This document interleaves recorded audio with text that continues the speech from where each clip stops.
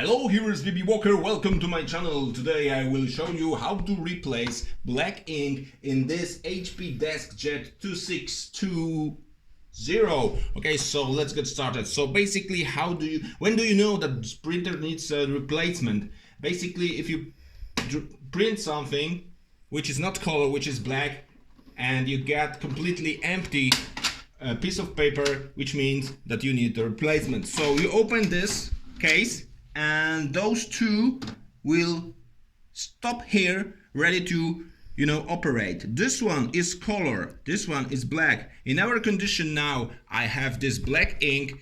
It's a original HP ink cartridge. You can find this hologram in here, basically to be sold in UK, UE, whatever. So it's not open. I will open it now and we will take a look what is inside. So basically this looks like this, and the operation is very similar to those in our video where we're installing completely new cartridge. So basically you forget about it. Here is this sticker. You need to gently remove it and don't touch this and put it somewhere. For example, here, how to remove the old one. So basically you grab it and it should goes like this, and this is actually the position. In the same position you will be inserting the new one. So I put the old in here and I take the new one in here.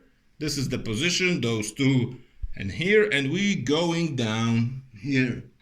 So we slide it like this, and with your finger, index finger, press until it clicks. Okay, so now it's ready and let's test if it works. Okay, so let's close the cover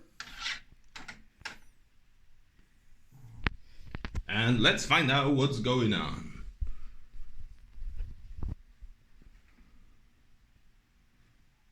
Hello?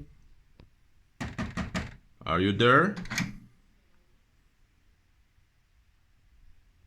Please print something.